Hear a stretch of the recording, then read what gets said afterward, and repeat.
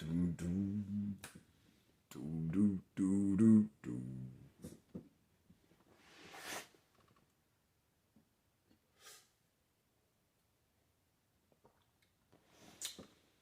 If I gave you my love,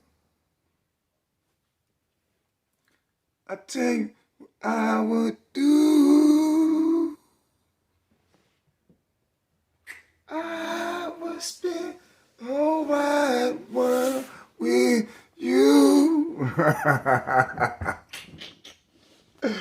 Oh man, assalamu alaikum, peace, man. This is the one and only. Man, this is the one and only Azakar bringing you flame. You already know, dog pound. Make sure you like, share, and subscribe. Like, share, and subscribe. Hit that bell. You be left in the loop every time your boy drop the work. You feel me? Shout out to the black YouTube out there. Big Brother Ticket TV, Carcino, Kwame Brown, the league attorney, J.R. Wisdom, Mr. Palmer, Too Raw for Sports, Too Raw for TV, Kicking with Mr. Moss, LC Player the Catcher, J.D. Black, Tariq Nasheed, Dr. Umar Johnson, ISUPKNOI. Hold it down, homie. Hold it down. On the tubers. On the tubers, homie. Oh, man. Welcome to What It Do, man, on this Saturday edition, man. It is the 17th February. Hope y'all had a good, well, I don't celebrate it, but you know what? That Valentine's Day crap, man. If you love somebody, every day should be Valentine's. It ain't got to be no one day. And then you need to go back and look at the root of these holidays, man. You know what I'm saying, man? Because it's shady. Very shady. It's making people go broke and go long and go through the middle for no reason at all. You know what I'm saying? For a female to be choosy. You feel me? Make sure you like, share, and subscribe. Like, share, and subscribe. But welcome to another edition of What It Do. What It Do, man. I know one thing. It's cold and a Mickey Fick outside right now, boy. Me and the younger one, we got it in this morning. Oh, man. Hey, man, you got to get that workout in. I prefer to do it early in the morning. Around like 2, between 1 in the morning to 2. Between 1 and 2 to about 2 hour increments. So if I go in at 1 and get up out at about 3:30, 2, 4, you know what I'm saying? Gotta get it in there. Then I go to work after that, man, and it makes the day just feel so much better. I be at work, motherfuckers be asleep. I be up, hey, what going on? Let's shake it, mama. Make sure you like, share, subscribe. Oh, but man, we got a good show today, man. Actually, it's involving one of my former quarterbacks. And somebody was overrated. And people want to take back what's theirs, you know what I'm saying? But we're going to talk about that on the return. And thank you for tuning in on Musa Azakar TV. We'll be right back. I give it 2 weeks notice. They gonna notice when I don't come back. So what I learned about this the hard way through experience. A 2 weeks notice is totally for the company's own benefit, and it doesn't have you in mind at all. This is to give them enough time to replace you, and it doesn't guarantee that they won't let you go before the 2 weeks is up. Because Lord knows, there are more petty people than there are professionals. And some people will get upset that you are inconveniencing them, and they'll let you go before the 2 weeks is up. Because now they have to put in the time to train someone else and be patient with the new employee learning their way around. This also doesn't guarantee that they will give you a good referral, or a referral at all. A company is not going to give you 2 weeks notice when they decide to fire you, when they decide to write you up, and when they decide to make their moves. That's why you have HR, so that legally anything that they want to do can be backed up by documentation. A company is going to do what's in their best interest, as you should do what's in your best interest. Follow your gut. Back to What It Do. This is your host, Musa Azakar, man, bringing it right back to you. You feel me? But yeah, man, we want to talk about this little subject right here, man, about the so-called porn star in the NFL. The porn star. The porn star. The J, the I, the M, the M, the Y. My former sorry-ass quarterback, Jimmy Garoppolo. Oh, man, Jimmy Garoppolo got caught up in some things, everybody.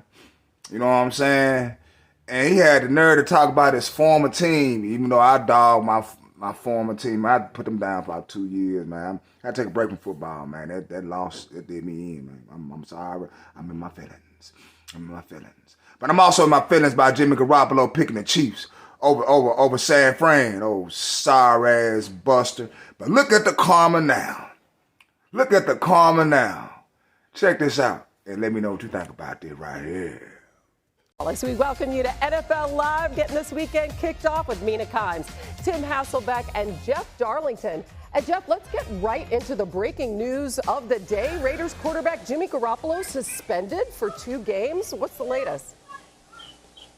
That's right. It is a PED suspension, so a 2-game suspension for performance-enhancing drugs. Now, this is related, according to Adam Schefter, to a prescription that he was taking that he did not get the proper clearance from the NFL to be taken. This does happen from time to time, but this one comes with extremely harsh consequences. Not only will Garoppolo face a 2-game suspension, as the likelihood of the Raiders will release him, but this is likely to void the guarantees for 2024 worth $11.25 million. That's what this could ultimately cost Jimmy Garoppolo. He is not expected to appeal, according to Schefter. So again, a harsh penalty for what was already going to be a harsh offseason for Jimmy Garoppolo. Wow. And with Antonio Pierce as the new head coach, Tom Telesco, the new GM, here we have the Raiders looking for a new quarterback as Jeff. Well, whatever you throw in the universe, it's going to come right back at you. Like a boomerang. Gonna come back. And that's just like Musa Azakar TV. We will be right back after these messages on the return. Watch the series finale of X-Men next Saturday morning. Check your local listings. I'm grateful to have the chance to say goodbye. I am proud of you all, my X-Men. Fate lies in our hands now. Now.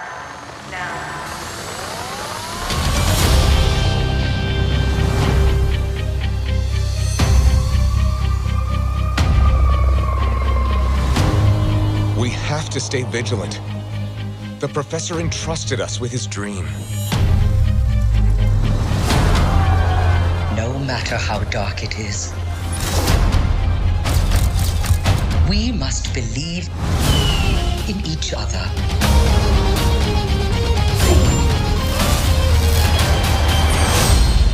We get this done by working together as a team. Jeez, Bob, keep buzzing in my ear.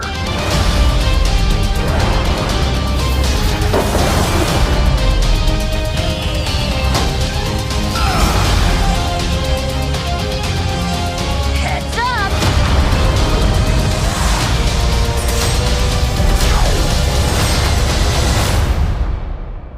To me, my X-Men.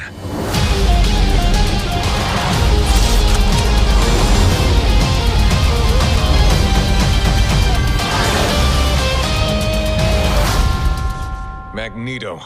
The last will and testament of Charles Xavier. Everything he built now belongs to me.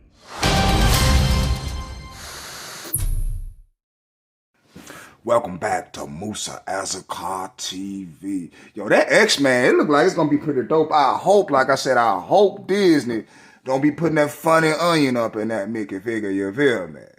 Boy, but let me tell you something else that's a trip. Oh, God. This is a trip to me.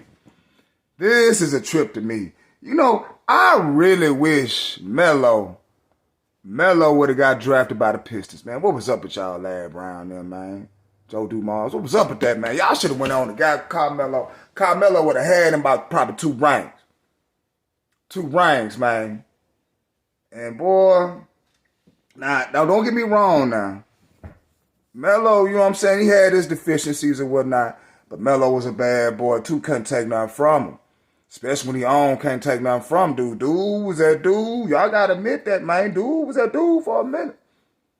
But man, when he got with your boy George Carl, oh man. George Carl hit him with the ultimate disrespect. Let me know what y'all think about this, boy. Check this out, boy. Issues. The first day he got the job. He got the job a couple days before we played Milwaukee Bucks. So the whole thing was, I'm not coaching no game. My first game I wanted to be against Milwaukee Bucks. Cool. Go back home. They fucked you over there. I know the business. I know the game at the, I really don't know the game when he came to the team. I'm 21 now. All I know, I got a big name coach coming. George Carl, Coach Milwaukee, Coach Seattle, Gary Payton. You know what I mean? All of that. We get to Milwaukee after shoot around, call me to his room and tell me, hey man, I think you overrated. You have a lot of work. Yo, that's crazy. First sentence? Listen.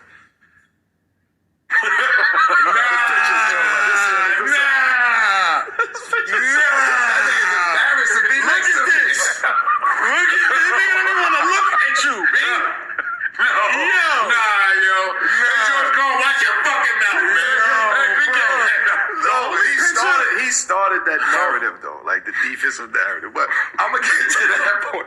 The first shoot around, he come to me and say look, man, I think you overrated. We have a lot of work to do. I know I ain't. You know what I mean? I know I got a lot of work. I got a long way to go in this league. But my nigga, you just got here. You just got here. You don't asking no questions. I'm who's who, what's going on, what's the vibe? Individual meetings with every player to introduce yourself. You ain't do none of that yet. You called me. Told me I was overrated. Looked at him. All right. So yeah, you remind me of, I see your role on this team. You're more like deadlift strength. Nah, get the fuck out. No, this is word is born. This is a fact.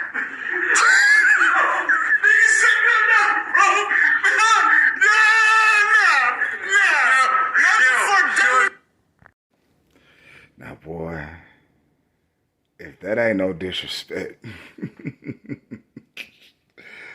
Oh, my God. That nigga the strength. Now, he did it. Hey, dude was tight. Dude was real tight. Good as hell.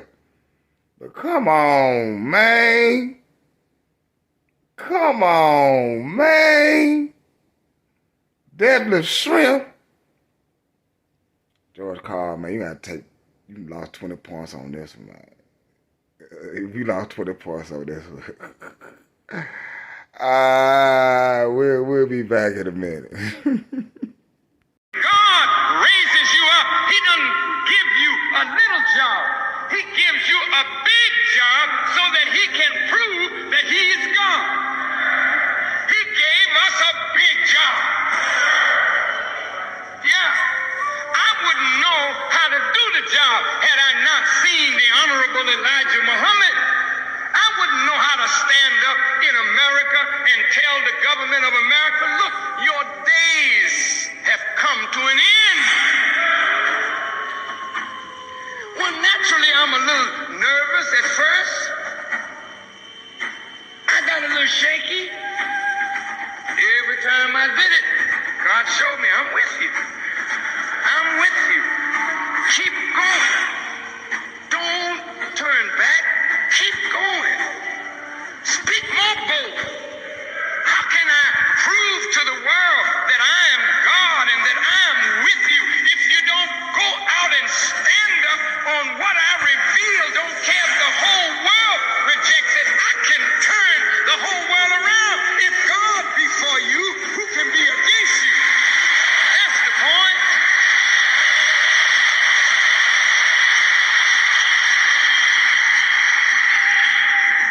So look, brother, sisters, I got a mission. My mission is to continue the work of the Honorable Elijah Muhammad. What is his mission? It is to raise the black man and woman up and make a nation out of us in the face of white people. With all the power of the U.S. government, tell them they don't have the power to stop what I'm doing. Tell them boldly, you can't stop this. Though you use our tax dollars, though you come at us with your army, you can't stop this. God is behind this. Stand up, boy. Don't be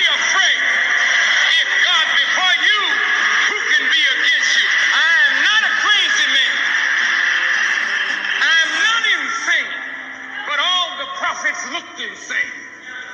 And everybody thought the prophets were insane because they challenged that which to all outward observance they could not overcome. But I know that I'm born to overcome the government of the United States of America. I'm born to defeat this wicked enemy, to give the black man liberation. I'm born to do that. You can take it or let it alone. Strong words from the minister. Strong words from the minister. But that is so true. That is so true, black man. Sometimes you got to go out there, man, and stand your ground. Stand on that square. It is what it is on that. Some people don't like when you stand on that square, man, because you seem to be insane. They're like, oh, man, he's always trying to start something. Why is he always trying to do this? Why can't I just be up for righteousness? Why can't I just be upright? Y'all too scared for me. Y'all too scared for me. I be at work, I be saying white folk. And boy, you see when black people eyes, when I say white folk, boy, they get the 1,000-yard stand and look like I'm saying a cuss word. Oh boy, listen here, man. You can't be scared, man. Yeah, you're gonna be nervous, but you can't be scared, homie. That's one of the requirements of God. God don't like no punks whatsoever. And the people in Memphis, it look like the people in Memphis are getting tired. They getting sick and tired. They are getting sick and tired of scum trying to take over the city. People just trying to make it, and people doing some old shady things, and it's just not being a man. Y'all ain't being no men down there, dude. Just being real, just being real about it, man. Y'all using tools, robbing, messing with your girls, with your boys' girl. I mean, little shit like that, man. And so much crime to go on in Memphis, man. The kidnappings, the burning of bodies. I'm like, damn, really? And it's just like, it's bad. It's bad, and the people are tired. The people are tired. They're sick of it. You know what I'm saying? Down in Memphis, this is how they do it, man. They getting tired of it. A city full of culture, creativity, and compassion. A community resilient. There's a hope. Yet exhausted. Violence seems to have the upper hand. We love to tell the good stuff. It's getting drowned out by what's taking place. Leaving residents fed up. Something has got to be done. With the lawlessness running rampant. People are frustrated in this city. Frustrated with the small population wreaking havoc. People of the city are sick of it. Stan Norton is the chief operating officer of City Auto. Every day we feel like we're sitting ducks. Especially after this happened. In December, security cameras at his dealership on Elmore captured thieves driving off with 2 Corvettes. They use an iPad. They have these programmers. They get in the car and be gone in 30 seconds or less. Losses each last 2 years been north of $500,000. That's hard for a business to absorb. Plus, the money spent on more security. I love Memphis. I have a home here. I have this business here, but I feel like I'm constantly having to protect it. A feeling far too many know, especially over the past 3 years. See, the pandemic unleashed a crime wave across the country. The FBI hadn't seen so many murders since it started tracking national statistics in 1960. Last year, many cities finally started to see a decrease.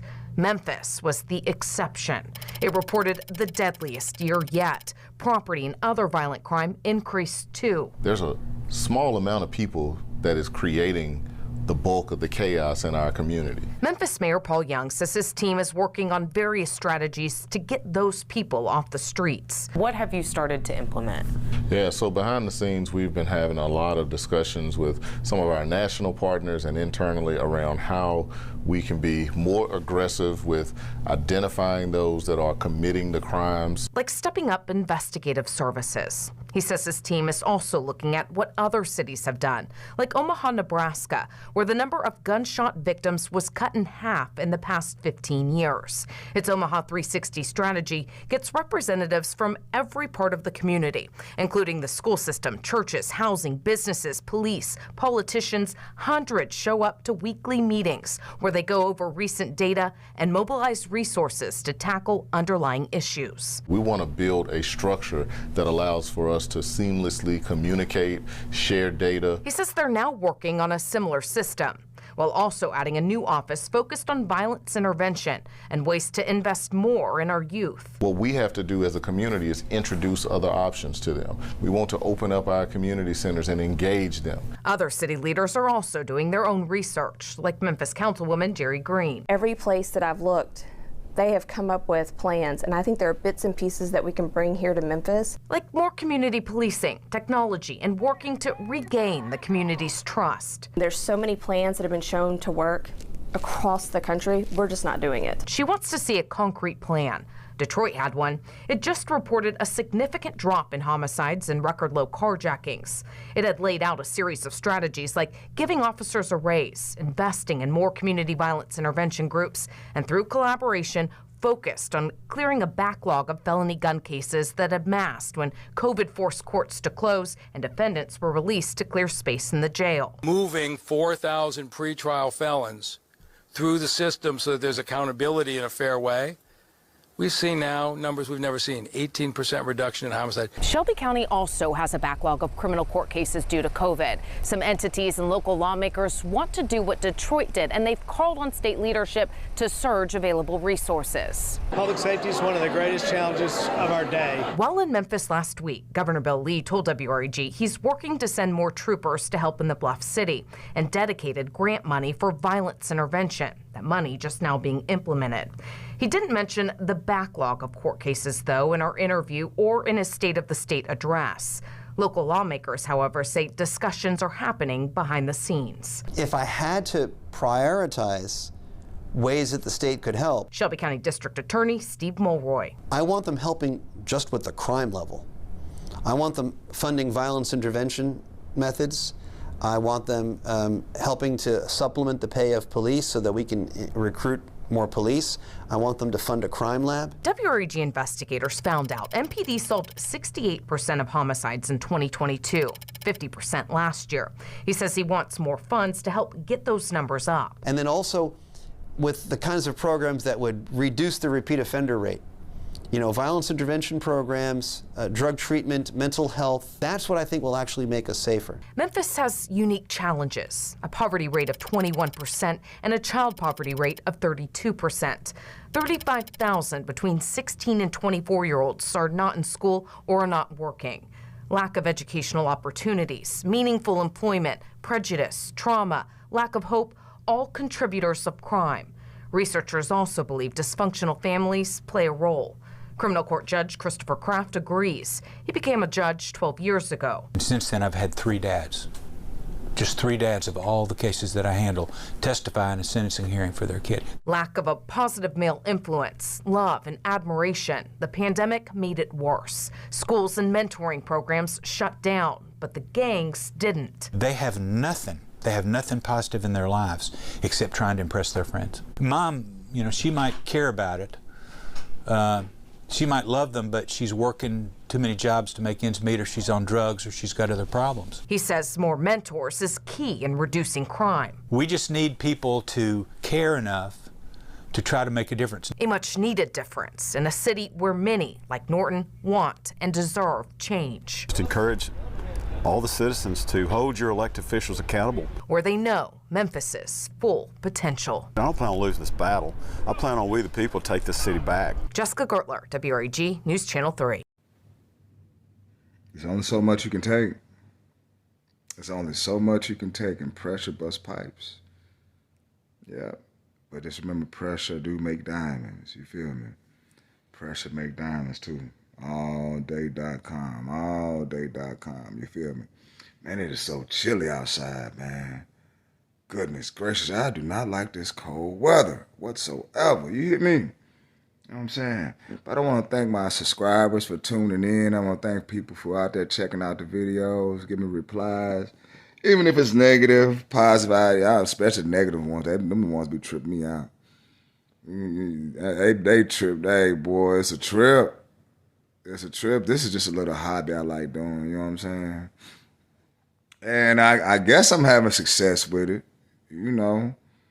Without my subscribers, I wouldn't be doing nothing, you feel me? least somebody peeping your boy out, you feel me? But as long as they start hitting that cash after that PayPal, though, you know what I'm saying? Guess what? Closed mouth don't get fed, dude. That's your boy Moose.